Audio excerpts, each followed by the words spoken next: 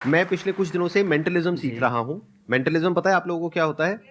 उसमें सामने वाले के माइंड को रीड करना होता है, समझना होता है कि उसके माइंड में क्या चल रहा है। तो मैं आज इनके साथ में कुछ जी। करने की कोशिश करूंगा। I try to do something, it may और मे नॉट वर्क, क्योंकि अभी मैं नया नया सीखा हूं, तो हो सकता है वो काम करे, हो सकता है ना करे। करे तो बहुत बढ़िया है, नहीं करे तो कोई बात नहीं, failure is a part of life.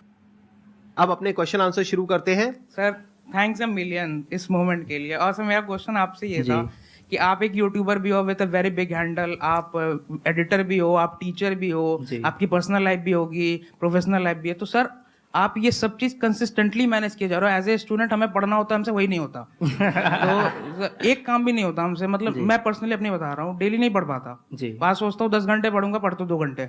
किस दिन सोचता हूँ 12 घंटे पढ़ूंगा, एक कुछ नहीं पढ़ा, कुछ नहीं पढ़ा। प्लानिंग में निकल गई दिन। और सर आप कंसिस्टेंटली किए जा रहे हो उस चीज को, तो सर वो चीज थोड़ा हमें भी बताओ। कंसिस्टेंसी की अगर मैं बात करूं तो ऐसा नहीं है कि सब चीज़ें बिल्कुल प्रॉपर चल रही हैं, चीज़ें आगे पीछे होती रहती है, ठीक है। फैमिली है या फिर पर्सनल लाइफ भी है। अब जैसे कि वीडियो भी आज जानी थी चैनल पे, नहीं जा पाई, एडिटिंग नहीं हो पाई, ठीक है। तो चीज़ें चलती रहती है, बट ये कि करना ज़रूरी है। छोड़ देने से तो बेहतर है कि आप चीज़ें करते रहें।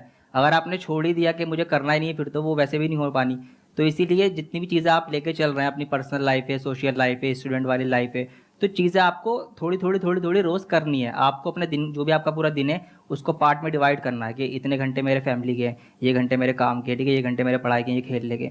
तो उसमें ऊपर नीचे हो जाता है, कभी पढ़ाई ज़्यादा हो जाती है, कभी पढ़ाई बिल्कुल भी नहीं होती। ज़्यादा तो नहीं होती होगी वैसे, ठीक है। नहीं होती। तो वो चीज़ें ऊपर नीचे हो सकती है, बट ये कि आपको रोज़ाना चीज़ें सारी करनी है, ये आप सोच के चलेंगे, ठीक है।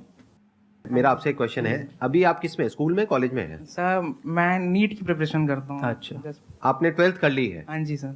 मेरी आदत क्या है, मैं काउंटर क्वेश्चनिंग करता हूँ जब भी कोई क्वेश्चन पूछता है। जी। ये क्वेश्चन बहुत कॉमन है, हाँ जी बहुत अलग अलग गेस्ट से लोगों ने क्वेश्चन पूछा है। तो अब मैं आप लोगों से क्वेश्चन पूछ रहा हूँ कि जब आप ये क्वेश्चन पूछते हो, आपका मतलब क्या है कि भाई आप इतने कंसिस्टेंट कैसे रहते हो, इतना सब कुछ मैनेज करते हो? आपकी भी लाइफ में बहुत कुछ हुआ होगा 12वीं तक, नहीं हुआ क्या? हुआ है। आपकी स्माइल से तो लग रहा है कि कुछ हुई है। हुई है या हुआ है? वही समझ जा। देखो क्या होता है कि लाइफ में सबके बहुत कुछ होता है। फैमिली से रिलेटेड इश्यूज चलते रहते हैं, पर्सनल इश्यूज चलते रहते हैं। ठीक कह रहा हूँ? हाँ सर सही रोना है। तो नहीं आ रहा? नहीं नहीं नहीं। अच्छा ठीक है। हेल्थ से रिलेटेड इश्यूज चलते रहते हाँ हैं। जी सर। कभी लगता है एकदम से ही कि हाँ ये कर देंगे, वो कर देंगे, फिर उसके बाद में अगले दिन कहते हैं आज छोड़ना बहुत हो गया, हाँ जी। 2 दिन का मतलब ब्रेक ये लेते इनफैक्ट हैं। मेरे साथ भी होता है, मैं बता दूं। कभी कभी सर लगता है कि बहुत कुछ कर लिया, ठीक है, हाँ। टॉप चैनल्स बना लिए, ठीक है, इतना सब कुछ मतलब सर्विस दे दी। कभी कभी लगता है कि मैंने क्या किया, कुछ भी नहीं किया। तो ये चीज़ें होती रहती है, मोटिवेशन आपका ऊपर नीचे होता रहता है। आप ये क्वेश्चन तो पूछते हो कि कंसिस्टेंट कैसे रहें। इस क्वेश्चन का मतलब क्या है कि आपको ऐसा लग रहा है कि हमारे अंदर कुछ खास है जो आपके अंदर नहीं है, जबकि ऐसा कुछ भी नहीं है। अगर आपने अपनी 12th पास करी है तो इसका मतलब नर्सरी से लेकर के 12th तक आप कंसिस्टेंट थे, तभी तो बाहर निकले, नहीं तो अभी नर्सरी में होते। जी। है कि नहीं? आपने नर्सरी करी, फिर फर्स्ट, फिर सेकंड, थर्ड, कितना लंबा रास्ता था। जी। कहीं भी अटक सकते थे। कुछ लोग होते हैं अटक ही जाते हैं, 10th में 10 बार अटके पड़े हैं। ऐसा कुछ नहीं हुआ ना आपके साथ में? नहीं सर। निकलते चले गए, एक बार भी नहीं अटके? नहीं एक बार भी नहीं अटका। देखो क्या कमाल की। आप मेरे को बताओ कि आप इतने कंसिस्टेंट कैसे हो?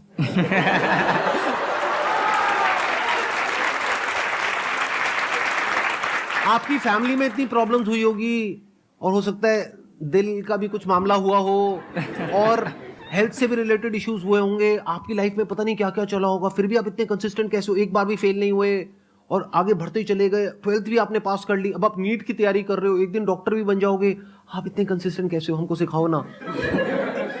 सर ये एक्चुअली कंसिस्टेंसी नहीं, ये डर था। या तो डर होता है या लालच होता है। देखना, दो ही वजह से एक आदमी काम करता है, या तो पेन या प्लेजर। जी।